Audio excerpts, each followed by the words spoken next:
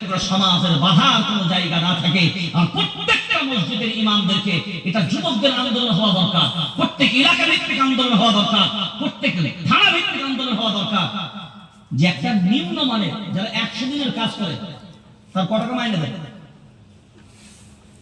ক ঘন্টা ডিউটি করে, এটা বিবেক মানবিক দিকটা ফলো করবে।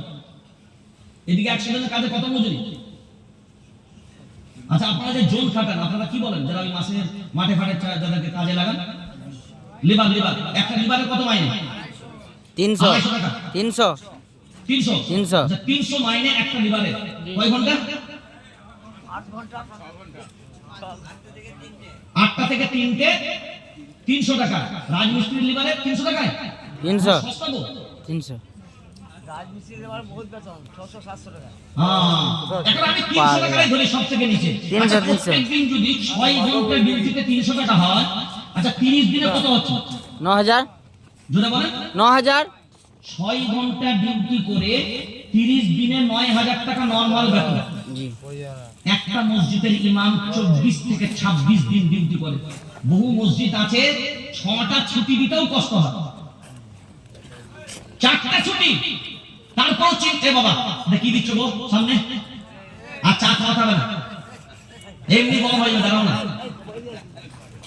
ইমামকে মাইনে দিতে হবে না, গরম এমনি হয়ে যাবে। চলেন মাশাআল্লাহ, দাও সাইডে দাও বাবা, ভিতরে ঢোকান। এবার চলেন, তো চিন্তা করে বিবেক দিয়ে দেখেন 6 ঘন্টা একটা ইমাম ডিউটি করছে, 26 দিন 24 ঘন্টা, এক ওয়াক্ত যাবার উপায় নেই। সকালবেলায় বেচারা কোথাও বেরিয়েছে, তাও কমিটিকে বলে যেতে হয়েছে, বিনা পারমিশনে যেতে পারবে না। ঘরে জামাই এসছে, তো জামাই এসছে মুরগি জবাই করবে, আর হঠাৎ করে এসে দেখে ইমাম সাহেব নাই, বেচারা কোথাও গেছে। জোহরের সময় কৈফিয়ত, আমার জামাই মুরগি খাবে, ইমাম সাহেব জবাই করবে না মানে? তোর জামাই মুরগি খাবে, তুই ইমাম সাহেব তোর জামাইয়ের খাওয়া মুরগি জবাই করার জন্য বসে আছে নাকি? আপনি নিজে বলতে পারেন যে খেতে পারবি না, খাওয়াতে পারবি না, গলা মুটকে খেয়ে নিবি। এর থেকে লজ্জা কিছু আছে যে একটা ইমাম সাহেব মুরগি জবাই করবে? জি। আমরা মুসলমান এতটা নেই যে আমার এইটুকু জ্ঞান হবে না যে একটা মুরগি জবাই কি বলে করতে হয়। এখন এত বড় নিয়ত করতে হবে নাকি? একটা মুরগি জবাই করতে কি এত বড় নিয়ত করতে হবে? না। হ্যাঁ, এখনকার যা জামাই তৈরি হয়েছে না, এখন যা জামাইও লিখছেন আপনারা, তো ওই রকমই হবে। জামাই তো এখন নেবেন তো ওই রকম, তো আল্লাহ ওয়ালা ঝুড়ি ঝামেলা চলবে না, বলছে হ্যাম স্যাম। এটা আবার কি ভাষা নেই, বলছে এটা জামাই দেখো হ্যামস্যাম মতো, হ্যামস্যাম মতো জামাই মানে বলে দেখলে যেন একটা মনে হয় ডন ভাব, টন ভাব, টানা বুকলিয়ে চলবে, এইরকম না হলে জামাই হলে দেখলে যেন 5 জন বলে হ্যাঁ একটা ডন আসতেছে। তুই এখনকার জামানায় ওই রকম জামাই করবি, তো ইমাম সাহেব না থাকলে তো মুরগি লাশটা কি খাবে জানেন? তো জামাই এসছে মাশাআল্লাহ, তো জামাই এসে বলছে ইমাম সাহেব তো নেই গো, কি হবে মুরগি? তো জামাই নতুন জামাই এসে বলে হ্যাঁ তুমি তো হাজি সাহেবের ছেলে, বলে হ্যাঁ, বলে মুরগিটা ইমাম সাহেব যখন নেই, বলে হ্যাঁ ওইটা আবার জবাই করতে কোনো অসুবিধা আছে নাকি? সালাদা বলছে ভাই পারো তো? পারো মানে পর যেটা বলবে সেটাই পারো। বলছে ভাই তাহলে ইমাম সাহেব নেই, তুমি জবাই করে দাও। বললা ছবি লিয়া মুরগি লিয়া, আমি খাবো তো আমি জবাই করতে অসুবিধা আছে? একদম বিসমিল্লাহি আল্লাহুম্মা ইন্নী আউযু বিকা মিনাল খুবুসি ওয়াল খাবাইস।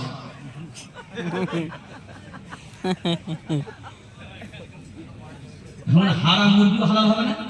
জি। ও যে খাবে একটা পায়খানার ঘর দরজায় দাঁড়িয়ে রাখে, কারণ ও যে দোয়া অলরেডি পড়ে নিয়েছে, ওই দোয়ার বরকতে আলহামদুলিল্লাহ পায়খানা থেকে বেরোনোর কোনো উপায় নাই। সব আশ্চর্য এগুলো আমাদের ভিতরে। প্রত্যেকটা মহিলা যদি পারেন নিজের বাড়িতে নিজের মুরগি জবাই করতে পারবেন, মহিলারাও পারবেন, কোনো টেনশন নাই। আপনি জবাই করুন, বটি দিয়ে হলে বটি দিয়ে করুন, ছুরি দিয়ে হলে ছুরি দিয়ে করুন, লিল দিয়ে ছিলকা দিয়ে হলে ছিলকা দিয়ে করুন, মহিলারাও জবাই করতে পারবেন। ওই মুরগি জবাই করার জন্য ইমাম সাহেব তালাশ করার দরকার নাই। আল্লাহ আমাদেরকে এই বুঝশক্তি আল্লাহ দান করুন, আমিন। এবার চলেন, একটা পাঠ এই দিকটা বললাম, এইটা আমাদের সমাজের অনেক অবহেলিত, এই জন্য এই পাঠটা বললাম। এরপরে দ্বিতীয় পাঠ যেটা আপনার সামনে বোঝা দরকার, বর্তমান যে সময় যে দেশের মাটিতে আমরা বাস করছি, আল্লাহর গোলাম, একের পর এক স্টিম রোলার আমাদের উপরে চালানো হচ্ছে। এখন বলেন বাবরি মসজিদ আছে না নাই? নাই। জোরে বলেন নাই। বাবরি মসজিদ নাই আছে না শহীদ হয়ে গেছে? শহীদ হয়ে গেছে জোরে বলেন। শহীদ হয়ে গেছে। হে মুসলমান, আমরা সবাই বলি বাবরি মসজিদ শহীদ হয়ে গেছে। আমি সিদ্দিকুল্লাহ অন্য বলেন, আমি বলছি বাবরি মসজিদ এখনো আছে। আলহামদুলিল্লাহ বলেন। আলহামদুলিল্লাহ। আপনি বলবেন তাহলে তুই সব উল্টো বলবি। না, উল্টো বলবো না। আপনি আমার সামনে এবার তথ্য প্রমাণ গুলো নেন। এখন বলেন, আপনাদের এলাকার মসজিদ হয়েছে না হয় নাই? হয়েছে। জোরে বলেন। মসজিদ হয়েছে। এখন এই মসজিদের, বাবরি মসজিদের কি ভেঙেছে? উপরের গম্বুজগুলো ভেঙেছে, ছাদটা ভেঙেছে, আর দিওয়ালগুলো ভেঙেছে। তাহলে গম্বুজ, ছাদ, দিওয়াল ভেঙেছে। এখানে বলেন মসজিদে নামাজ আমরা গম্বুজের উপরে পড়ি না। না? আচ্ছা, দিওয়ালে পড়ি। না। তাহলে দিওয়ালেও পড়ি না, গম্বুজেও পড়ি না। বাবরি মসজিদের গম্বুজগুলো ভাঙা হয়েছে, ছাদ ভাঙা হয়েছে, দিওয়াল ভাঙা হয়েছে। এখন নামাজ পড়ি কোথায়? মাটিতে। জোরে বলেন। জমিনে। নামাজ পড়ি কোথায়? জমিনে। জমিনে। এখন বলেন, জমিনটা ভাঙা হয়েছে না জমিনটা আছে? জমিনে। জোরে বলেন। আছে জমিনটা আছে, গম্বুজ ভাঙা হয়েছে, দেওয়াল ভাঙা হয়েছে। এই গম্বুজ আর দেওয়াল ভাঙা হলো, আপনার মনে হলো বাবরি মসজিদ চলে গেল। ওলামায়ে কেরামরা এখানে যারা আছেন বলেন, একবার যদি মসজিদ ঘোষণা হয়ে যায়, এই মসজিদের মেয়াদ কয়দিন পর্যন্ত থাকে? কিয়ামত জোরে বলেন। কিয়ামত পর্যন্ত কিয়ামত পর্যন্ত যদি এই মসজিদ এক্সপায়ার ডেট না হয়, তাহলে অযোধ্যার যেখানে বাবরি মসজিদ ছিল, গম্বুজ দেওয়াল ভেঙেছে, কিন্তু জমিনটা এখনো পর্যন্ত আছে। অর্থাৎ যে মসজিদ আল্লাহ ঘোষণা করেছে, আপনার মনে মনে ভাবনা চিন্তা হবে, না তবে নামাজ তো কেউ পড়ে না। কে বলেছে নামাজ পড়ে না? আপনার চোখ নাই তাই আপনি দেখতে পান না। আপনার চোখ ধরা পড়ে নাই, তার কারণে আপনি দেখতে পান না। লক্ষ্য করে দেখবেন, পানির যে বোতল, এই যে পানির বোতল হয় না, আছে একটা, এই বিনাল বড় একটা দেন তাহলে। হ্যাঁ, এই যে পানির বোতল, এখন মানে এই পানিটা গীটাণু মুক্ত আছে না গীটাণু আছে? এতে জীবাণু আছে না নাই? নাই। জোরে বলেন। নাই জীবাণু আছে। এতে এখনো জীবাণু আছে এটা মিনারেল ওয়াটার নয়, এটা ফিল্টার পানি। কি পানি? ফিল্টার জোরে বলেন। ফিল্টার। হ্যাঁ, এখানে লিখতে পারবে না মিনারেল ওয়াটার, লেখা আছে ফিল্টার পানি। ফিল্টার মানে একটা ফ্রেশ পানি, কিন্তু গীটাণু পূর্ণাঙ্গ মুক্ত নয়। এখন বলেন, এই গীটাণুগুলো, জীবাণুগুলো কে কে দেখতে পাচ্ছেন? কেউ পাচ্ছে না। জোরে বলেন। কিন্তু এই গীটাণু আর এই জীবাণুগুলো দেখতে পাওয়া যায় না? যায় না? যায়। যায়। কি দিয়ে দেখতে হয়? মাইক্রোস্কোপ। হ্যাঁ, মাইক্রোস্কোপ যন্ত্র দিয়ে দেখলে ধরা পড়বে, এমনি এমনি নরমালে ধরা পড়বে না। সব জিনিস দেখার জন্য সব চোখ দিয়ে ধরা পড়ে না। তার জন্য যেমন ওই মাইক্রোস্কোপ যন্ত্র যেমন প্রয়োজন হয়, সব জিনিস দেখার জন্য সেই রকম নজর আর দিল হওয়ার দরকার হয়। আপনাদের এলাকায় গরু আছে না নাই? আছে। তাড়াতাড়ি বলেন। আছে। গরু আছে। ছাগল আছে না নাই? আছে। আচ্ছা, গরু গোনো, ছাগল গোনো, কুকুর গোনো, কুকুরগুলো তো আছে। জি। জোরে বলেন। আছে। আছে। কোনদিন কি লক্ষ্য করে দেখেছেন এই গরুগুলো কি হালতে থাকে? যে কোনো একজন মানুষ রুকুতে যান, ইমাম সাহেব রুকুতে করেন, রুকু করেন, আর রুকু করেন, বাস দাঁড়িয়ে থাকে। হ্যাঁ, উঠেন না, এবার দাঁড়িয়ে থাকে। খুব ভালো করে ফলো করেন। এখন বলেন, মাথা, পিঠ, কোমর সমান আছে না আলাদা? সমান। জোরে বলেন। সমান প্রত্যেকটা গরু যখন রাস্তায় হাঁটে, ওরা কিভাবে থাকে? এরকম হবে। সব গরুর দিকে তাকান। চাল একবার বাস হয়ে গেছে। সব গরুর দিকে তাকান, ছাগলের দিকে তাকান, কুত্তার দিকে তাকান। আল্লাহ এইগুলোকে রুকুর হালতে আল্লাহ বানিয়েছে। এইগুলো রাস্তায় চলে, দাঁড়িয়ে থাকে, যে অবস্থায় থাকে, সবগুলোই রুকুর হালতে আল্লাহ তাসবিহ পাঠ করে। আর দুনিয়ায় দেখবেন মাটির সাথে মিশে বহু জন্তুকে আল্লাহ দিয়েছে। তার মধ্যে একটা উদাহরণ দিই, সাপ। সাপ আছে না নাই? এই সাপ মাটির নিচে, মাটির সাথে মুখ মিশিয়ে চলে, এই মাটির সাথে মুখ মিশিয়ে চলে।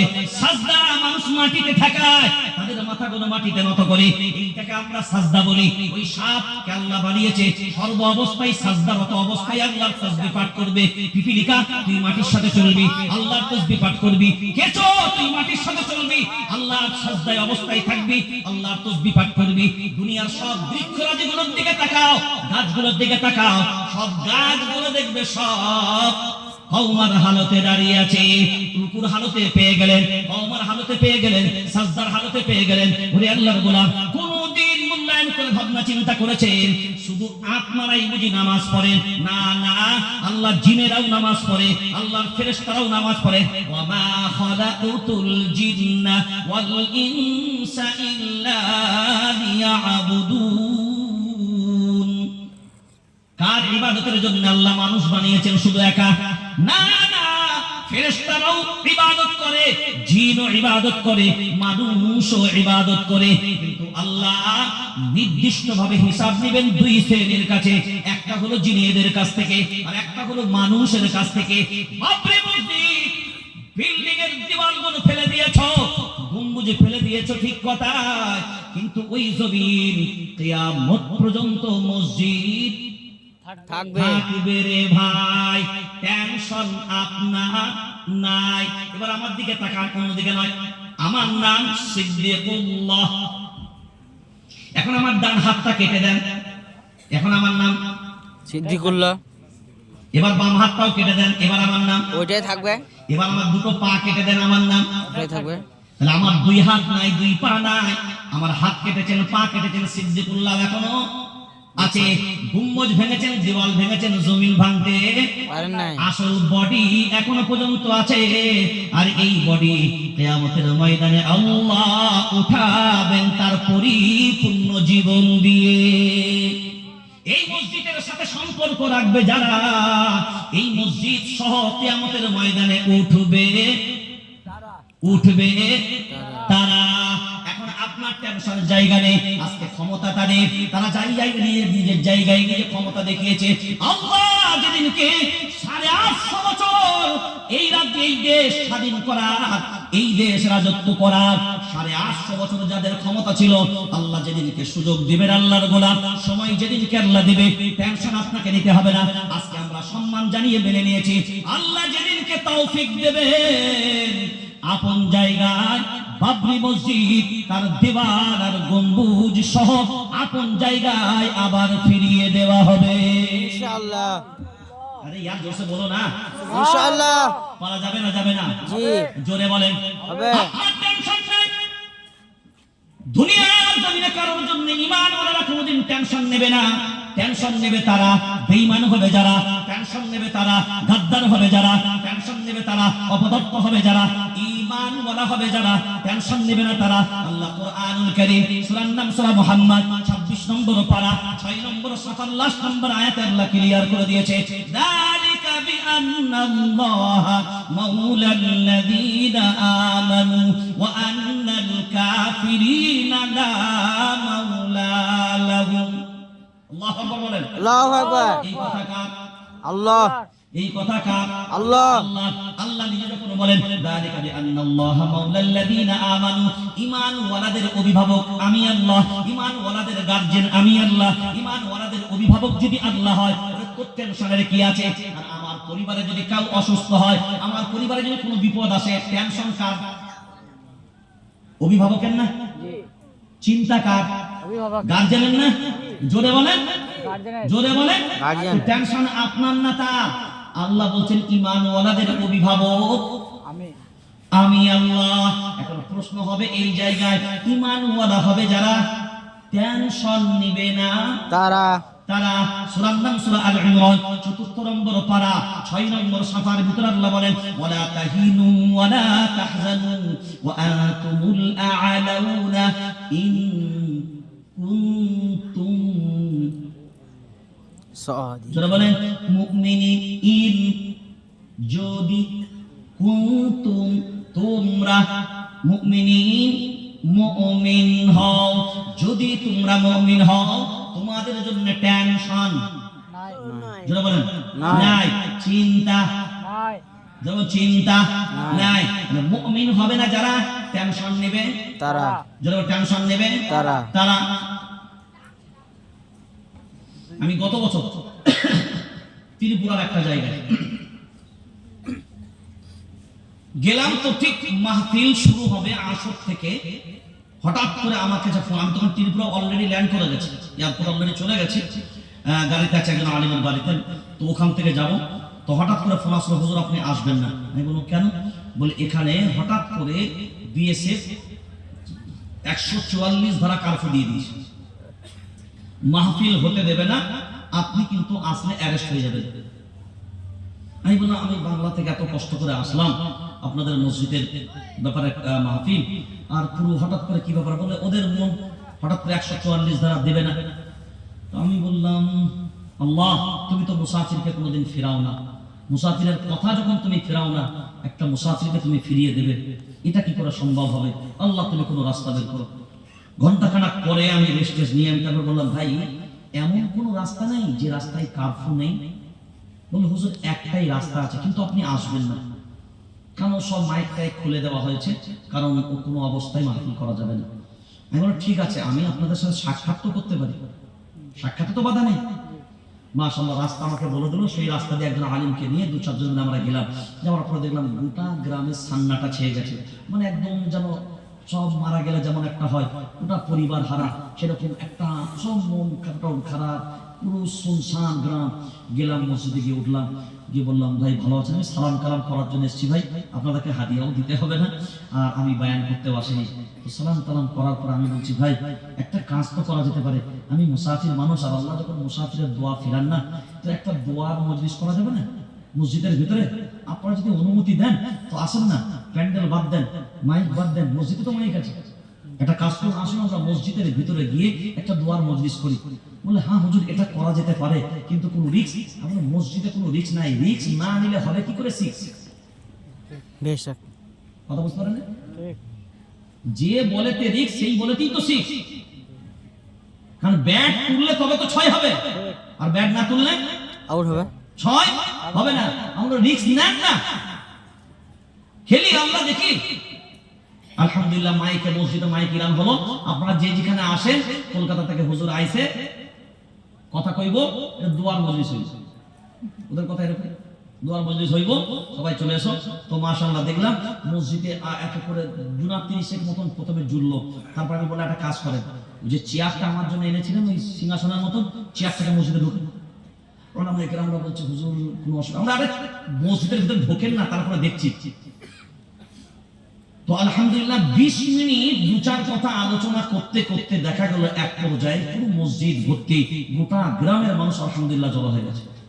3 ঘন্টা যখন বয়ান হয়েছে, তো আমি সাধারণত বেশিরভাগ ক্ষেত্রে তাফসীর করি, তো যখন কোরআন কারীমের তাফসীর করছে ওলামায়ে কেরাম আমার সাথে অনেকেই বসছিলেন, অনেক বড় বড় আলেমরা ছিলেন, কারণ ওই দিকের আলেমরা প্রচুর থাকেন স্টেজেতে।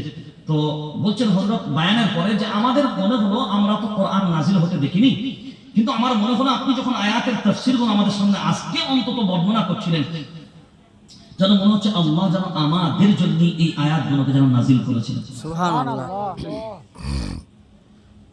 ওই জন্য আল্লাহ বলেছেন ওয়াল্লাযীনা জাহাদু ফীনা লানাহদিয়ান্নাহুম সুবুলানা ওয়া ইন্নাল্লাহা লামাআল মুহসিনিন। চেষ্টা তুমি করে যাও, সফলতার মালিক আল্লাহ, আমি আল্লাহ। বদরের প্রান্তরে আমাদের সৈন্য সংখ্যা ছিল কত? 313। জোরে বলেন 313। 313। জালিমদের শত্রুপক্ষের সংখ্যা কত? 3000। 1000। কত বললাম? 1000। 1000। আমাদের 313। এখন বলেন পরাজয় না বিজয়? পরাজয় না বিজয়? এবার মুসলমান ভাবনা চিন্তা করেন না, 313 জন যদি বিজয় লাভ করতে পারে, এটা ঈমানওয়ালা হওয়ার কারণ না ভেজাল হওয়ার কারণ? ঈমানওয়ালা। জোরে বলেন ঈমানওয়ালা। যে কিতাব আপনার বাড়িতে আছে এই কিতাব ছিল না অন্য কিতাব? এই কিতাব। ওয়াসিম সরকারের মতন যদি বলে দেন না ওই কিতাবটা ওই পর্যন্তই ছিল, তাহলে চলো বদরের পরেও তো আরো কয়েকটা যুদ্ধ হয়েছে, খন্দকের যুদ্ধ বলেন, উহুদের যুদ্ধ বলেন, মুতার প্রান্তরের যুদ্ধ বলেন, তখন কি এই কুরআনুল কারীম ছিল না অন্য? ছিল। জোরে বলেন ছিল। 313 জন সংখ্যা গরু না সংখ্যালঘু? সংখ্যালঘু। জোরে বলেন সংখ্যালঘু। সংখ্যালঘু 313 জন। বিজয় না পরাজয়? বিজয়। জোরে বলেন বিজয় না পরাজয়? বিজয়। সেই সময়তেও ছিলাম আমরা সংখ্যালঘু, তারপরেও পরাজয় বরণ করিনি, আমরাই বিজয় লাভ করেছি। উহুদের প্রান্তরেও আমরা সংখ্যালঘু, তারপরেও পরাজয় বরণ করিনি, আমরাই বিজয় লাভ করেছি। খন্দকের প্রান্তরেও আমরা সংখ্যালঘু, তারপরেও পরাজয় বরণ করিনি, আমরাই বিজয় লাভ করেছি। মুতার প্রান্তরে আমরা ছিলাম 5000, বেঈমানদের সংখ্যা ছিল 2 লক্ষ, তারপর আমরা পরাজয় বরণ করিনি, আমরাই বিজয় লাভ করেছি। ফিরাউনের সময়তেও আমরা ছিলাম সংখ্যালঘু, আমরা পরাজয় বরণ করিনি, আমরাই বিজয় লাভ করেছি। নমরুদের সময়তেও ছিলাম আমরা সংখ্যালঘু, তারপর আমরা পরাজয় বরণ করিনি, আমরাই বিজয় লাভ করেছি। আল্লাহ বলেন, শোন, ঈমানওয়ালা যেই দিকে, আমি আল্লাহ আমার কুদরত যাবে সেই দিকে। সুবহানাল্লাহ। ঈমানওয়ালা তোদেরকে বানিয়েছি, তোরা ভাববি না তোদেরকে আমি আল্লাহ এমনি এমনি ছেড়ে দিয়েছি। সবাই জানেন হিজরতের সময় আবু বকর সিদ্দিক রাদিয়াল্লাহু তাআলা আনহুকে সাথে নিয়ে মায়ার নবী মদিনাওয়ালা যখন গার সুহার ভিতরে ঢুকে গেলেন, বেঈমানগুলো ওই গুহার মুখ দিয়ে উঁকি মারা শুরু করলো। সবাই আপনি জানেন আল্লাহ ওই মুখটা কিছু দিয়ে ঢেকে দিয়েছিল। গুহার মুখটা আল্লাহ কিছু জিনিস দিয়ে ঢেকেছিল না? ওই গুহার ভিতরে ছিলেন কে? মায়ার নবী মদিনাওয়ালা এবং সিদ্দিক আকবর আবু বকর সিদ্দিক রাদিয়াল্লাহু তাআলা। কি দিয়ে ঢেকেছিল আল্লাহ গুহার মুখটা? মাকড়সার জাল দিয়ে। আর কি ছিল? পায়রা, জোরে বলেন। কবুতরের ডিম কটা পয়রা ছিল? একটাই। একটা পয়রা। মাদি পয়রা না মাদা পয়রা? বেশি পয়রা থাকে। জোরে বলেন। কটা ডিম পেরেছিল? দুটো দুটো। দুটো ডিম। পায়রার গল্পটা ভুয়া, ভুয়া। আপনি কোনো হাদিস দেখাতে পারবেন না, আমি অন ক্যামেরা বলছি। পায়রা ওই গুহার মাকড়সার জালের উপরে বসেছিল, এটা ভুয়া কথা, এই বর্ণনাটা সঠিক না। তো পায়রাই যখন বসেনি তো ডিমের গল্পই তো দূরের কথা। আমি এই জন্যই জিজ্ঞাসা করলাম মাদি পায়রা না মাদা পায়রা, এই জন্যই জিজ্ঞেস করলাম ডিম পেরেছে কয়টা। আসলে এই গল্পটাই ভুয়া। আমাদের সমাজে আসলে রাগ করেন না, এটা বাস্তব কথা বলছি। আমাদের সমাজে অ্যাকচুয়ালি আমরা দেখেছি বহু বক্তাদেরকে, বহু ওয়াইজিনদেরকে বহু হাদিস বর্ণনা করে, যেগুলো মওযু হাদিস, একদম মওযু হাদিস, যার অস্তিত্ব নেই হাদিসের ভিতরে। যেমন দেখবেন আমাদের বহু মানুষ আছে, বাকি আমাদের অনেক এমনি দিনের সাথীরাও অনেক আছেন, যে অনেক ক্ষেত্রে বলে আল্লাহ আমাদেরকে কত হাজার মখলুক দিয়েছে, না মখলুক কত দিয়েছে? জোরে বলেন। কম বেশি 24,000। এই 18,000 মখলুক হাদিস কোথায় পেয়েছে? আমাদেরকে দেন, আমি হাদিস পড়ি। আমার তো রুমকে রুম কিতাব ভর্তি, দেন আমরা ওই হাদিসটা দেখি। 18,000 মখলুকের এটা ভুয়া, বরঞ্চ এটা আপনার এইভাবে বলা দরকার, আল্লাহ বেশুমার মখলুক বানিয়েছে। 18,000 করে দিলাম, এটা কোটা হয়ে গেল। আমার আল্লাহ একটা নির্দিষ্ট কোটার মালিক? জি কথা বলেন। জি। বরঞ্চ আমি যদি বলি বেশুমার মখলুক দিয়েছে, তার সবথেকে বড় প্রমাণ নিয়ে নেন 2012 সম্ভবত নাসা সৌর বিজ্ঞান থেকে আপনার জলবিজ্ঞান যারা আছে, সম্ভবত 2012-11 এই দৌড়ের দিকে, আমার কোনো সালটা নির্দিষ্ট মনে নাই, পত্রিকায় দেখলাম একদিন হঠাৎ করে যে 12,000 সমুদ্রের নিচে নতুন প্রাণীর সন্ধান পাওয়া গেছে। আল্লাহু আকবার বলুন। আর 2000 সালে তো আমরা শুনছি 18,000 মখলুক, আর 2012 এসে তারপর বলছে আরো 12,000 আরো পাওয়া গেছে। এক কথাই হলো আল্লাহ বেশুমার মখলুক দিয়েছেন, আর এমন এমন মখলুক দিয়েছে যে আমরা জানি না। আফ্রিকার জঙ্গলে একটা প্রাণী আছে, যে প্রাণীটার নাম হলো সি মুরগ। কি নাম বললাম? সিমুর। সি মুরগ। এই একটা প্রাণী পুরো আফ্রিকার জঙ্গলে কি খায় জানেন? 2-10 কিলো ভাত খায়, 2-4টা গরু খায়, 40 থেকে 70টার মতন হাতি খায় প্রত্যেক দিন। আল্লাহু আকবার বলো। আল্লাহু আকবার। কয়টা বললাম? 40 থেকে 70। 40 থেকে 70টা হাতি খায় প্রত্যেক দিন। এই সি মুরগ প্রাণীটা, যে নীল তিমিগুলো হয়, নীল তিমি সমুদ্রে, এই নীল তিমি তার প্রত্যেক দিন খাদ্য হলো 2000 টন চিংড়ি মাছ। আল্লাহু আকবার বলেন। আল্লাহু আকবার। এখন বক্তারা এসে বলল, বাবা সুলাইমান নবী বাদশা ছিল, বাবা সারা দুনিয়ার বাদশা, বাবা বড় শখ হলো, বাবা সব ভাইকে খাওয়াবে, বাবা দুনিয়ার সব বাবুর্চিগুলোকে বললো রান্না করো, বাবা যত খাবার আছে তৈরি কর বাবা। এরপরে বলেন কয়জন কয়টা প্রাণীতে সব খাবার খেয়েছিল? জোরে বলেন। একটা। এই হাদিস কোথায় পেলেন? আবার বলছে এক লুকমা সব ঢেলেছে হা করে, সব চলে গেছে। তারপরে বলছে আদা, বলছে মাল তো আদা। বলে আল্লাহ প্রত্যেকদিন 2 লুকমা দেয়, তুমি 1 লুকমা দিয়েছো। এখন এটা সব থেকে বড় জিনিস হলো কোন নবীর হিম্মত নাই আল্লাহর কুদরতের উপরে পাওয়ার দেখাতে পারে। রিজিকের মালিক হলো ইন্নাল্লাহা ইয়ারযুকু মান ইয়াশাউ বিগাইরি হিসাব। রিজিকের মালিক কে? আল্লাহ। বেহিসাব রিজিক আল্লাহই দিতে পারেন, দুনিয়ার কোনো মানুষ দিতে পারে না। কোন নবী হবে আর এত বড় আল্লাহর সম্মানের সাথে বেয়াদবি করবে, এটা কোন নবীর আদর্শ হতে পারে না।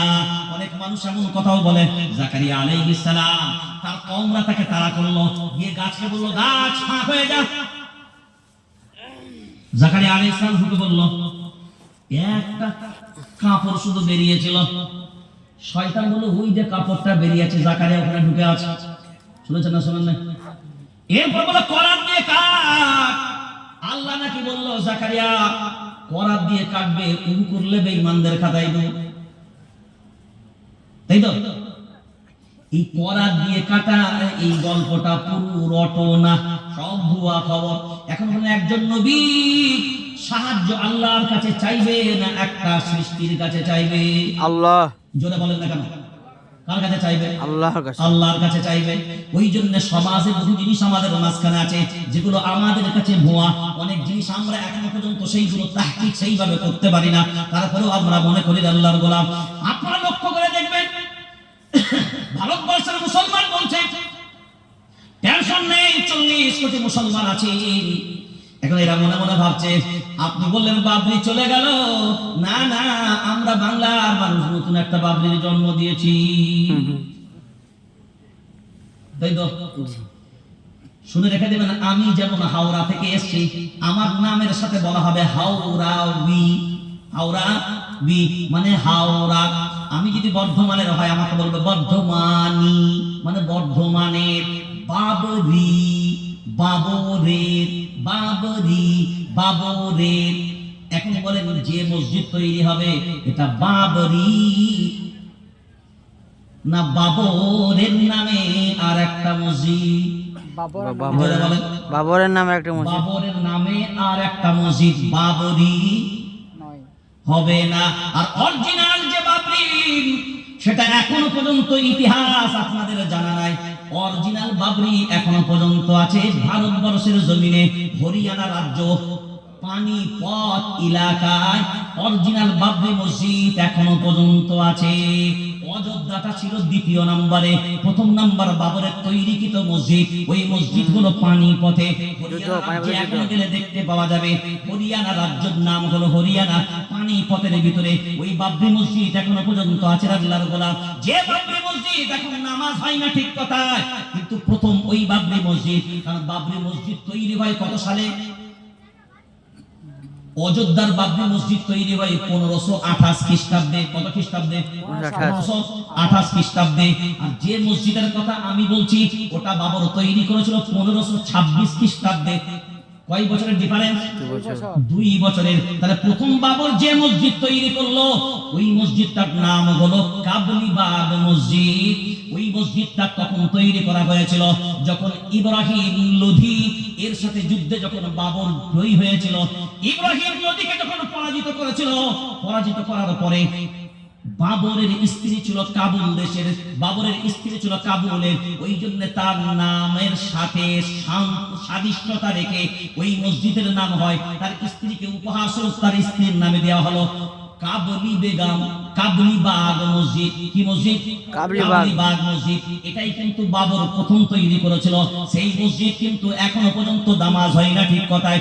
মসজিদটা এখনো পর্যন্ত আছে, ইন্টারনেটে সার্চ দিবেন ওই মসজিদ দেখতে পেয়ে যাবেন।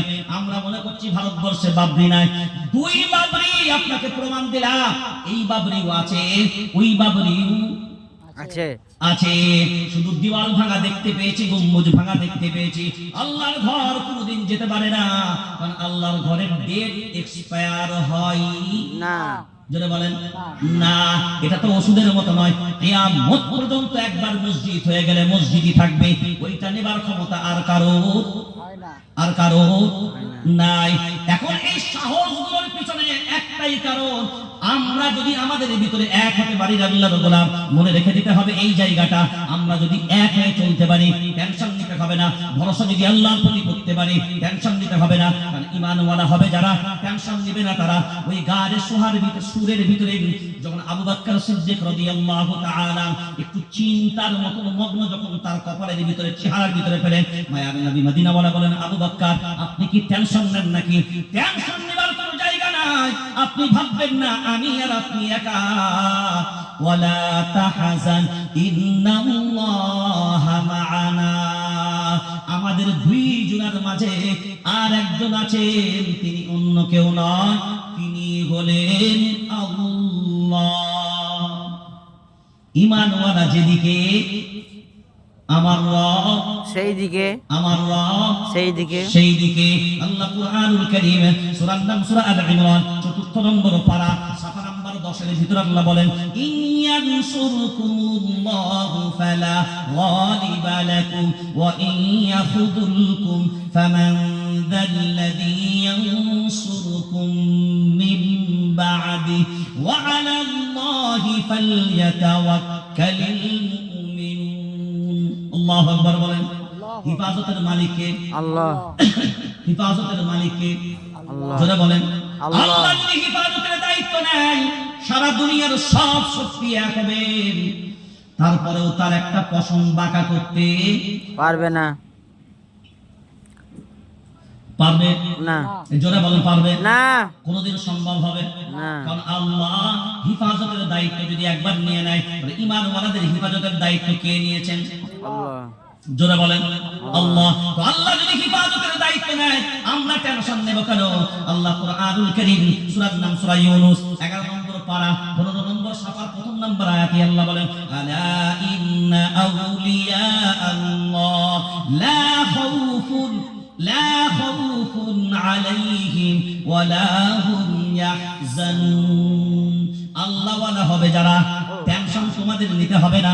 এই দুনিয়াতেও টেনশন নাই, ওই দুনিয়াতেও টেনশন নাই, তোমাদের জন্য কোনো চিন্তা নাই, তোমাদের জন্য কোনো ভয় নাই, তোমাদের জন্য কোনো ভয় নাই। হাসবুনাল্লাহু ওয়া নি'মাল ওয়াকিল। আমি আল্লাহ, আমি আল্লাহ, আমি আল্লাহ তোমাদের জন্য অভিভাবক, তোমাদের কোথায় টেনশন না আল্লাহর গোলাম। এখন আপনারা যদি বিবেচনা করে ভাবনা চিন্তা করে দেখেন, বাইতুল্লাহ আব্রাহা বাদশা ভাঙতে এসেছিল, জোরে বলেন আব্রাহা বাদশা বাইতুল্লাহ ভাঙতে আসলো মায়ার নবী মদিনা ওয়ালার জন্মের 50 দিন পূর্বে। কয়দিন পূর্বে? 50 দিন পূর্বে আব্রাহা বাদশা ভাঙতে আসলো। তৎকালীন সময়ে ওই বাইতুল্লাহর যিনি মাতওয়াল্লি, তাকে যখন বলা হলো বাইতুল্লাহ ভাঙতে আসছে, তিনি চিন্তা করেন, সেই সময়ে তিনি বলছেন আমার টেনশন নাই, ঘর যার হিফাজত হবে তার। আল্লাহু আকবার বলেন। আল্লাহু আকবার। যার ঘর সেই হিফাজত করবে, ওই ঘরের মালিক আমি না, আমি শুধুমাত্র দেখাশোনা করি, চাবি আমার হাতে, কিন্তু ওই ঘরের মালিক আমি না।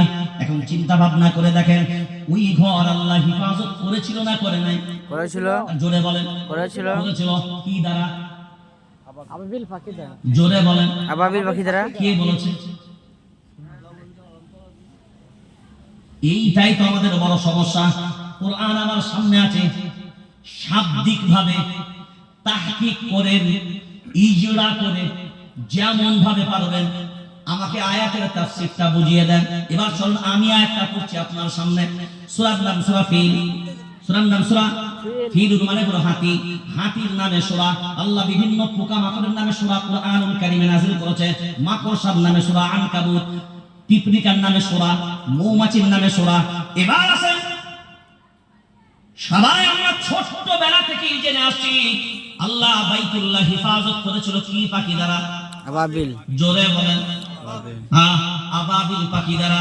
আপনি কোন আয়াতের তরজমা করবেন সেই আয়াতটাই আমি আপনার সামনে রাখলাম। ওয়া আরসালা আলাইহিম তায়রান আবাবিল, ওয়া আরসালা আলাইহিম আল্লাহ প্রেরণ করেছেন তয়রান পাখি। আরবিতে পাখিকে বলা হয় তয়র, তয়র মানে হলো পাখি।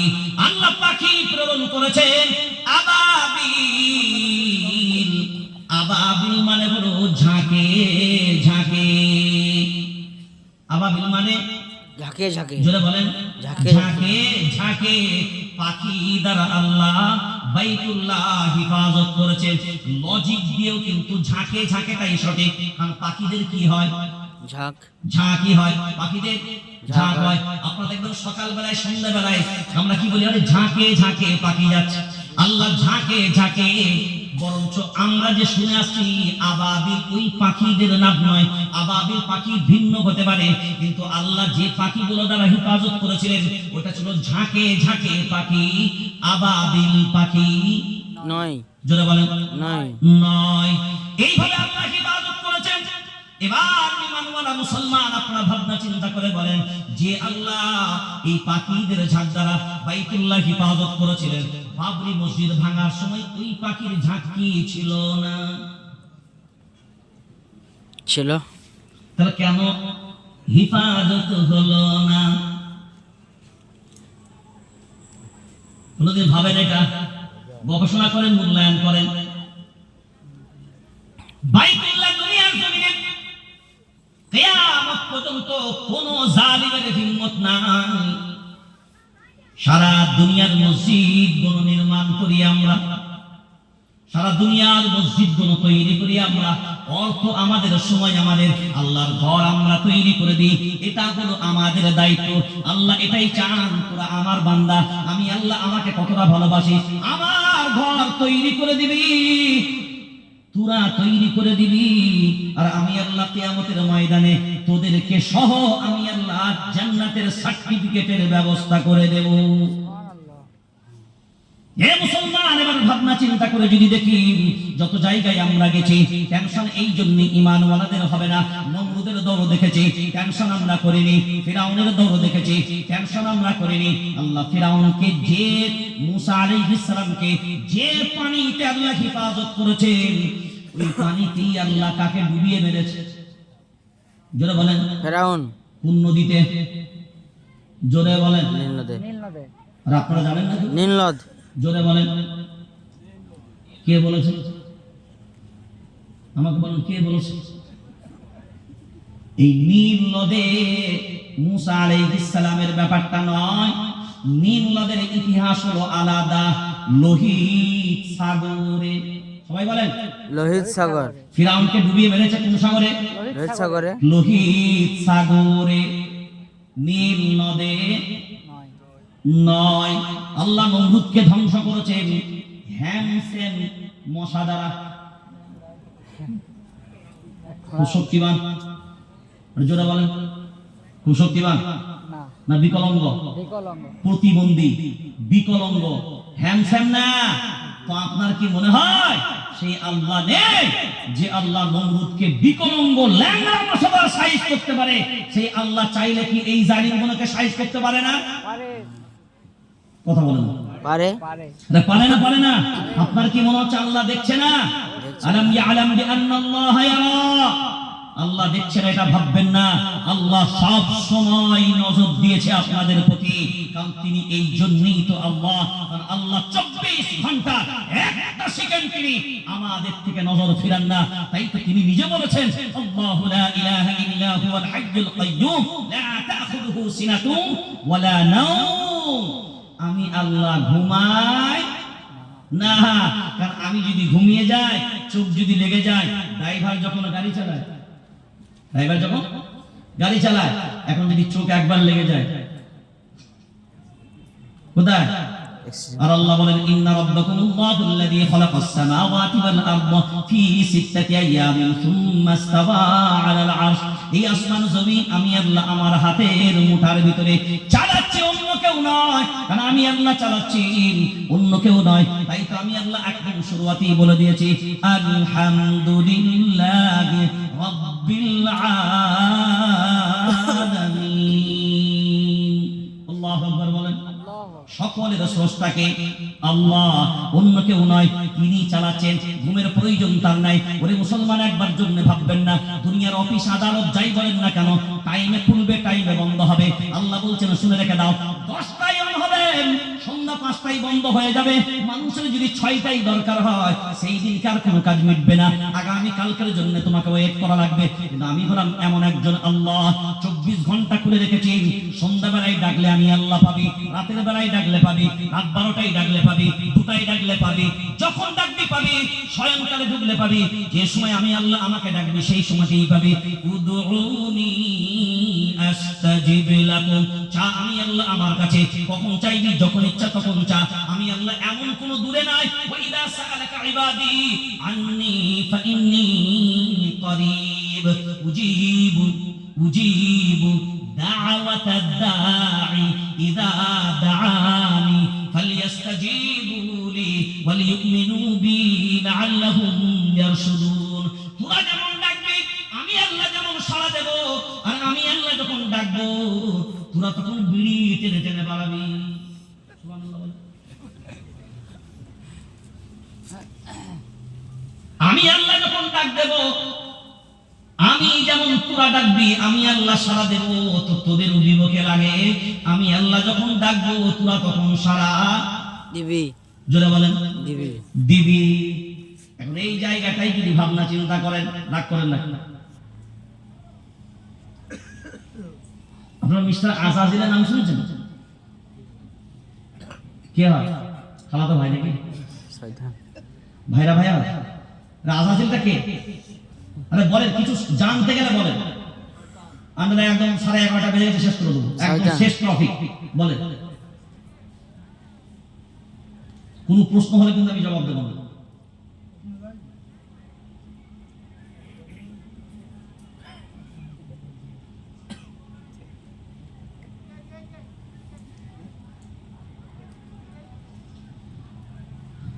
আমি আবার অন্যরকম। চলেন, যেটা বলছিলাম, আজাজিলকে চেনেন? কে হয় ভাইরা ভাই? আজাজিল কার নাম বলেন না? শয়তান। আচ্ছা, আজাজিলের নামই শয়তান। আচ্ছা, আজাজিল নাম ছিল কখন আর শয়তান হলো কখন? রাইট কথা। শয়তান হওয়ার আগের নাম আজাজিল। আর জোরে সবাই বলেন, কথা বলুন। শয়তান হওয়ার আগের নাম আজাজিল। আজাজিল। আজাজিল ছিল যখন মুআল্লিমুল মালাইকার লাকাব ছিল তখন। কি বললাম? আজাজিল ছিল যখন মুআল্লিমুল মালাইকার লাকাব ছিল তখন। এখন মুআল্লিমুল মালাইকা, মুআল্লিম মানে শিক্ষক, আর মালাইকা মানে ফেরেশতাদের জমা, মানে সমস্ত ফেরেশতাদের শিক্ষক ছিল এই আজাজিল। এই আজাজিলের ইবাদত ছিল এত, দুনিয়াতে 4 আঙ্গুল জায়গা ফাঁক নাই যেখানে বেটা সাজদা করে নাই। কথা বলেন, করে নাই। যেখানে সাজদা করে নাই। এখন আপনারা বিবেক দিয়ে ভাবনা চিন্তা করে বলেন, এত সাজদা করা ব্যক্তি যে এত সাজদা করেছে, 4 আঙ্গুল জায়গা ফাঁক নাই, আল্লাহ একটা সাজদা করার কথা বললেন। وَإِذْ قُلْنَا لِلْمَلَائِكَةِ اسْجُدُوا لِآدَمَ فَسَجَدُوا إِلَّا إِبْلِيسَ أَبَى أَنْ يَكُونَ مَعَ السَّاجِدِينَ। কোথাও আবা ওয়াস্তাকবার ওয়া কানা মিনাল কাফিরিন। বিভিন্ন ভাবে এই আয়াতটা কয়েক জায়গায় এসেছে। এবার বলেন, সবাইকে সাজদা করার আদেশ দিল, কয়টা সাজদা? একটি। জোরে বলেন, একটি। একটা সাজদা। হুকুম কয়টা ছিল? একটা। একটা। এখন সাজদাটা আল্লাহকে না আল্লাহর বান্দাকে? জোরে বলেন, আল্লাহ বান্দাকে। ওই সাজদাটা কিন্তু আল্লাহকে নয়, সাজদার হুকুমটা আল্লাহ, কিন্তু সাজদাটা বান্দার। কারণ আদম আলাইহিস সালামকে সাজদা করার আদেশ ছিল। এখন বিবেক দিয়ে ভাবনা চিন্তা করে বলেন, সাজদা সবাই করলো, কোন হুজুর করে নাই? আজাজিল। আনা খায়রুম মিনহু খলাকতানি মিন নারিন ওয়া খলাকতাহু মিন তিন। 1 2 3। ইবলিস কায়দা মেরে বলল, আজাজিল, আল্লাহ আগুন তো উপর দিকে যায়, জ্বালালে নিচের দিকে যায় না, আর মাটি উপর দিকে ছুড়লে নিচের দিকে আসে। তো আমি নত হব নিচের দিকে কেন? আমি তো মাটি না, আমি তো আগুন, আমি তো উপরে থাকবো, বরঞ্চ মাটি নত হবে। যুক্তিটা ঠিক ছিল না ভুল? জোরে বলেন, যুক্তিটা সঠিক না ভুল? যুক্তিটা সঠিক, কিন্তু জায়গাটা স্রষ্টার সামনে বেটা কায়দা মারতে গেছে, সে আবার যুক্তি দিচ্ছে যিনি স্রষ্টা। আমাদের দেখেন না অনেক সময় ইমামদেরকে সামনে পেয়ে অনেকে মনে করে বেটা হুজুরদের কি জ্ঞান আছে, এদের কয়টা কিতাবে ওই তো একটা কোরআন পড়ে আর সিহাসিতার ওই কটা হাদিস আছে, একটু ফিকা নাইলে পড়েছে, হিদায়া এগুলো সব পড়ে নিয়েছে, নিয়ে এই তো ইমাম, এদের কি জ্ঞান আছে। এক জায়গায় একজন আলেম বসে আছে একটা হোটেলে, তো সাধারণত দেখেন অনেকে হাড় চিবোতে ভক্ত, হাড় একটা চিবাতে ভালো লাগে। তো এখন কিসের হাড় ওটা আপনার জানার দরকার নেই। একজন আলিম বসরা বসে গোস্ত খেয়ে এখন হাড়টাকে মজা করে চিবুচ্ছে, স্বাদ পাচ্ছে, তো চিবুচ্ছে হাড়টা। তো একজন পাশ থেকে দেখে বলিস এত ডুবলা, মানে হাড়টাকে ওরা ছাড়ে না, ওইটা করছে বুঝছে ছি ছি কুকুরের মতো। আমাদের অনেকে আছে না, ছেটে খেলে কি মনে করে সম্মান নষ্ট মনে করে, আঙ্গুল চাপছে কি এই যে কিন্তু এগুলো কি খাওয়া? সুন্নাত। জোরে বলে সুন্নাত। সুন্নতের প্রতি অবহেলা, সুন্নতের প্রতি ঘৃণা। তিনি বেচারা হাত চিবোচ্ছেন, আর যে বেটা বলছে সে চা টানছে। দেখেন না আমাদের চায়ের দোকানে এক হাতে ঘুরি, আবার এখন তো কায়দা মেরে টানে। এখন তো ছেলেদের দেখবেন এক হাতে ওই কি বলে স্টিক না কি আছে, এটা ঠান্ডা কোল্ড ড্রিঙ্কস বেরিয়েছে স্টিক, যেটা মিনিমাম ডাইরেক্ট না মিনিমাম, একটা হয় বড় বাস, একটা হয় মিনি বাস, তারপরে টেকা, তারপরে অটো, তারপরে এখন দুনিয়া ছেয়ে গেছে পুরো টোটো। সে একজনকে প্রশ্ন করেছে যে হ্যাঁ রে পৃথিবীতে মাটি কভাগ আর পানি কভাগ? বলছে স্যার না, পৃথিবীতে কি কি কভাগ? বলছে স্যার পৃথিবীতে 3 ভাগ পানি, 1 ভাগ মাটি, আর বাকি সব টোটো। তাই বললাম যে ছেলেই উত্তর দেখ না কেন, ও লজিক্যালি কিন্তু সঠিক জবাব দিচ্ছে। পৃথিবীর এমন প্রান্ত নাই, এমন রাস্তা নাই যা ওই বান্দাদের দেখতে পাবে না।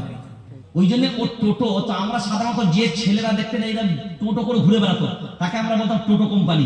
তো আজকে যে তার একটা গাড়ি বেরোবে এটা প্রথমে বুঝতে পারি, ওই টোটো কোম্পানি হতে হতেই টোটো নাম বেরিয়ে যাবে। মানে এর কাজই হলো পোপা, খালি চার্জ মারাচ্ছ। তো তিনি বেচারা চা খেতে খেতে এই বহু মসজিদের দেখবেন চা টানছে এক হাতে আর এক হাতে বিড়ি টানছে। এই ইমাম সাহেবটা অনেকদিন হয়ে গেল জানিস, আর বয়স হয়েছে, সূরা কিরাত में বেশ সুস্সার হচ্ছে না, একটা সুস্সার আনতে হবে জানিস, এই মালটা চেঞ্জ করতে। নাউযুবিল্লাহ, আল্লাহ হেফাজত করুন। বেটা বিড়ি টানতে টানতে ইমাম চেঞ্জ করতে হবে ভাবনা চিন্তা। তো বেটা চা খেতে খেতে একজন আলিমকে টার্গেট করছে, তিনি খাচ্ছেন, তো ও আর সহ্য করতে পারলো না, বলছে আজকে যা হবে বলিয়ে দিই। অনেক মানুষ এমন আছে দেখবেন, মানে ভাবনার পরে থাকতে পারে না, লাস্টে ইমাম সাহেবকে বলিয়ে দেয়, দেওয়ার পরে আবার এসে বন্ধু বান্ধব আজ সাইজ করে দিয়েছি হুজুর না, খুব ডায়লগ বলে, আমার কাছে ডায়লগ বলবে বাট এক করে সাইজ করে দিয়েছি, আমাকে এখন চেনে না আমি কি মাল। ও আচ্ছা আচ্ছা, এবার বেটা চা ছাড়তে ছাড়তে এসে বলছে, খুব সুন্দর ভাবে সামনে দাঁড়িয়েছে, দাঁড়িয়ে বলছে হুজুর একটা কথা জিজ্ঞাসা করবো? হুজুর মানুষ, সে তার বিয়াদি করতে পারে না। সে বলছে ঠিক আছে ভাই বলুন। আচ্ছা হুজুর আপনাদের দেশে কুত্তারা কি খায়?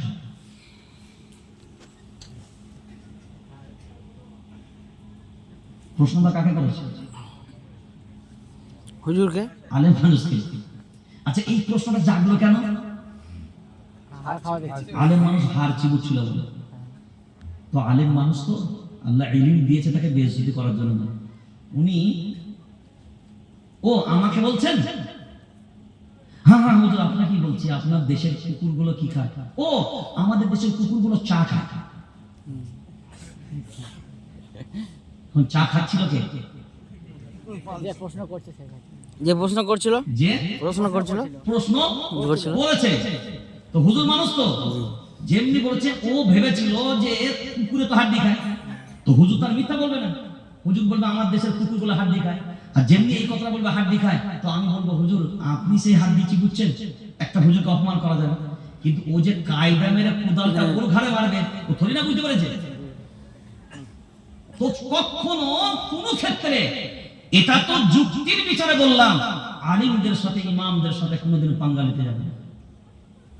আমি প্রায় বলি, আমার দেখবেন অনেক রেকর্ডিং আছে, লালগড়ে যখন মাওবাদীর আমল চলছিল, যেহেতু আমি মানবাধিকার কমিশনের মেম্বার, প্রশাসনের মানুষ, তো আমি গেলাম। তো যাওয়ার পরে আমার কনভয় যাচ্ছে, বহু মানুষ সাথে যাচ্ছে। তো যাওয়ার পরে হঠাৎ করে সিআরপিএফ জওয়ান ছিলেন, সিআরপিএফ জওয়ান ছিলেন, তাদের হাতে কি থাকে? ললিপপ। রাইফেল।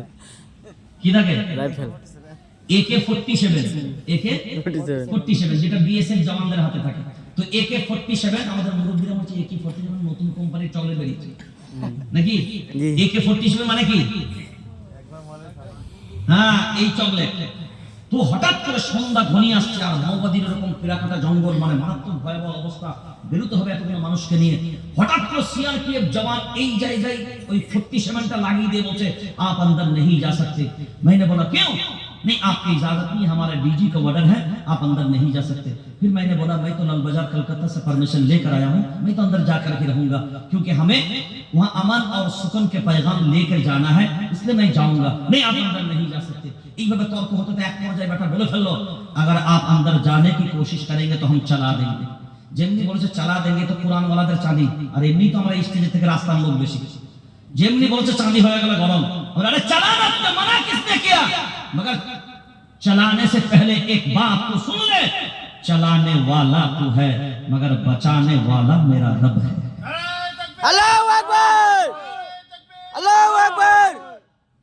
फिर भी तू सुन ले, बंदूक तेरे हाथ में है, मगर बंदूक के अंदर जो गोली है वो मेरा रब का गुलाम है। तू अगर चाहे तो भी, যারা তালবে ইলম আছেন, উলামায়ে কিরাম আছেন, দ্বীনি তালিম রিসালা আমরা ছোটবেলায় পড়েছি না? দ্বীনি তালিম রিসালায় একটা ঘটনা দেখবেন আমরা পড়েছি, लंगे तलवार लेकर आप सल्लल्लाहु अलैहि वसल्लम के सीने पे एक दुश्मन बैठ गए और आप सल्लल्लाहु अलैहि वसल्लम से पूछा, मोहम्मद बता तुझे कौन बचाने वाला है? आप सल्लल्लाहु अलैहि वसल्लम जवाब दिएছিলেন, मेरे बचाने वाला যারা বলেন আল্লাহ है। ঘটনাটা কি ঘটেছিল? দুশমন নিচেই তলোয়ার কাঁপতে কাঁপতে পড়ে গেছে। আমি আল্লাহর ইহসান সরাসরি নজির দেখেছি কোরআন ওয়ালাদের সাহসিকতার কাছে। আমি যখন ওই কথা বলেছি, ওর বন্দুক অটোমেটিক সরে গেছে। আলহামদুলিল্লাহ, আলহামদুলিল্লাহ। আপনার দুর্বলতা নয়, আসুন আমরা সাহস নিয়ে যদি আগাতে পারি, অবশ্যই ইনশাআল্লাহ আমাদের ফায়দা হবে। 2-4-5 মিনিট শুধু কয়েকটা কথা আমাদের মায়েদের জন্য না বললেও না, কারণ মায়েরাও অনেকক্ষণ ধরে বসে আছে। শুধু একটা হাদিস আর তার অর্থটা আপনার সামনে রাখবো, একটাতেই যথেষ্ট। মনে রেখে দেবেন, ফরমাট যেমন প্রোডাক্টও তেমন। ফরমাট যেমন প্রোডাক্টটা তেমন। আদ-দুনিয়া কুল্লুহা মাতা' ওয়া খায়রু মাতা'id দুনিয়া আল মারআতুস সালিহা। নবী বললেন, শুনে রেখে দাও, এই পৃথিবীতে যা কিছু তোমরা দেখো সবই হলো আল্লাহর নিয়ামত। এই নিয়ামতের মাঝখানে উত্তম নিয়ামতের নাম হলো নেককারিনী নারী। কি নারী বললাম? নেককারিনী নারীর গুণগুলো শুনে যান। 1 নাম্বার গুণ হলো বেনামাজি হবে। সুবহানাল্লাহ বলেন। 1 নাম্বার গুণ নামাজ পড়বে না। 2 নাম্বার গুণ কুরআন তিলাওয়াত হবে না। 3 নাম্বার গুণ বন্ধন লোন ছাড়বে না। 4 নাম্বার গুণ 10 জন গ্রুপের হেড হবে। 5 নাম্বার গুণ সিরিয়ালে ভাগ্য হবে। 6 নাম্বারের গুণ স্বামীর অপমান করবে, গীবত চুগলখড়িতে মত্ত থাকবে। এই ধরনের সব আচরণগুলো তাদের ভিতরে থাকবে। এইগুলো তো বীরভূম জেলার মায়েদের আলহামদুলিল্লাহ নাই। জোরে বলেন। এখন চিন্তা ভাবনা করে দেখেন, এই প্রাচীনটা তো সম্পূর্ণ ভিন্ন। কারণ মনে রেখে দিবেন, সুদ নিচ্ছে যারা, তারা কারা? আল্লাহর কোরআন বলছে, আমি যাদের বলে দেব তারা তারা কারা। কোরআনুল কারীম সূরার নাম সূরা বাকারা 3 নম্বর পারা 6 নম্বর সাফা 20 বরাবর আল্লাহ বলেন, শুনে রেখে দাও, ইয়া আইয়ুহাল্লাযীনা আমানু ইত্তাকুল্লাহ ওয়া দারু মা বাকিয়া মিনার রিবা ইন কুনতুম মুমিনিন। হে ঈমান ঈমানওয়ালারা ইত্তাকুল্লাহ, আমি আল্লাহ আমাকে ভয় করো, ওয়াদারু মা বাকিয়া মিনার রিবা, সুদ তোমরা ছেড়ে দাও, বন্ধন লোনটাই হলো সুদ, সুদ তোমরা ছেড়ে দাও। যদি তোমরা মুমিন হও তাহলে মুমিন যারা হবে বন্ধন লোন ছাড়বে, মুমিন যারা হবে না এই বন্ধন লোন ছাড়বে না, এই সুদ ছাড়বে না। আর যারা ছাড়বে না তাদের জন্য শুনে নাও আর একটা ঘোষণা, কারণ বর্তমান সময়ে আমাদের মায়েদের নরমালে ডেলিভারি আর হয় না, সিজার ছাড়া কোনো উপায় হবে না।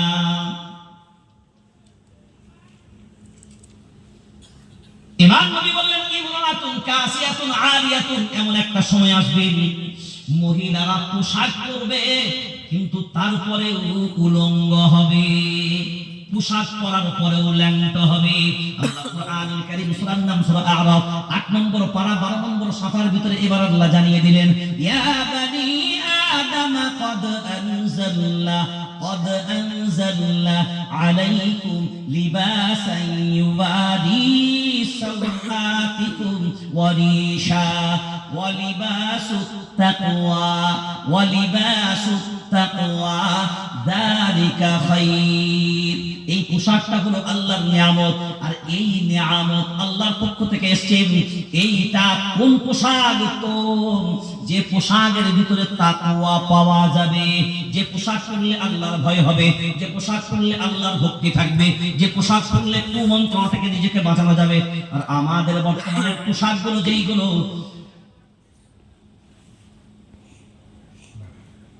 আমাদের ভিতরে বর্ণনা করার মতো জায়গা নাই।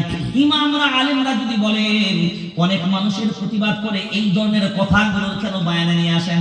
আপনি একসাথে বসে টিভির সামনে বসে ছেলে মেয়ে বৌমা মা শাশুড়ি বউ যারা সব একসাথে বসে যদি ল্যাংটা নাচ আর ল্যাংটা গান দেখতে পারেন তখন আপনার লজ্জাবোধ হয় না? আর এই কথাগুলো যখন কোরআনুল কারীমের দলিল দিয়ে হাদিসের দলিল দিয়ে যখন উলামায়ে কেরামরা বলে তখন বলেন এই ধরনের বয়ানগুলো আমাদেরকে লজ্জিত করে। তখন লজ্জা হয় না, এখন লজ্জা হয়। এখন যদি লজ্জা হওয়ার পরে ফিরে যদি আসি তো আমার আপনার জন্য মঙ্গল হবে। এরপরে পর্দায় রাখার দায়িত্ব, ছেলেদেরকে সৎ পথে রাখার দায়িত্ব, এটা আমাদের সবার দায়িত্ব। আপনি মনে মনে ভাববেন না ছেলে তৈরি করে দিয়েছেন এমনি ছেড়ে দেবেন। তার যদি আযাব হয়, ওয়াকালু রাব্বানা ইন্না আতা'না সাদাতানা ওয়া কুবারা'ানা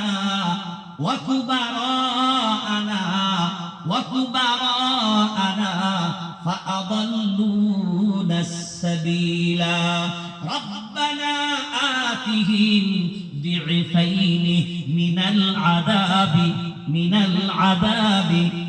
العذاب والعنهم لعنا كبيرا।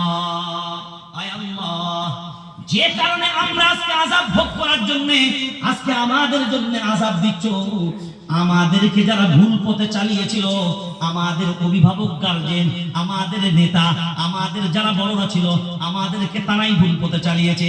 আল্লাহ যদি আযাব দিতে হয় তাদেরকে ডবল আযাব দাও, তারপরে আমাদেরকে সিঙ্গেল দেবা।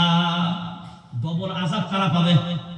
অভিভাবক গার্জেন যারা হবে ডবল আযাব তাদের ভোগ করা লাগবে। ওয়ার-রাজুলু ফি আহলি বাইতিহি রাঈন ওয়া মাসউলুন আন রাঈয়াতিহি। প্রত্যেকটা অভিভাবক গার্জেনদেরকে নিজেদের দায়িত্ব নিতে হবে। আমরা যেন আমাদের পরিবারগুলোকে ভালোভাবে চালাতে পারি, আমাদের সন্তানরা যেন সৎ পথে চলতে পারে। পরিবারের সবাই দায়িত্ব নেব, সুদ থেকে নিজেরা বাঁচবো, বন্ধন লোন থেকে বাঁচবো। আমরা ইমাম উলামায়ে কেরামদের সম্মান দেব, বড়দের শ্রদ্ধা সম্মান দেব। এখন বর্তমান জামানায় আস্তে আস্তে বড়দের প্রতি শ্রদ্ধা সম্মান কিন্তু আমাদের আস্তে আস্তে উঠে যাচ্ছে, কি উঠে যাচ্ছে, শেষ। আগে মানুষ বিড়ি খেত, বড়দের দেখলে আগে লুকিয়ে পড়তো, আর এখন বাপ বেটা একসাথে চালায়, কোনো অসুবিধা নেই, কোনো অসুবিধা নাই। এখন তো আবার গিন্নিরা যা হয়েছে না, খালি বর বলছে কই গো একটু করো না,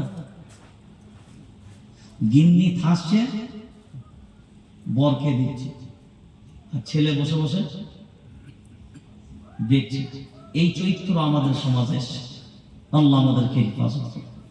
কারণ এই চরিত্র যদি আমাদের ভিতরে থাকে আমরা আমাদের সমাজ পরিবর্তন করতে পারবো না। আপনাদেরকে আগেই আসতে বলছি, আমি আগেই বলেছিলাম আমি মাইক ছাড়া কিছু কথা বলবো। আপনাদেরকে সেই জন্য আমি বলছি আপনারা একটু আগিয়ে বসেন, একেবারে দুয়ার সম্মুখী, কারণ 11:15 বেজে গেছে।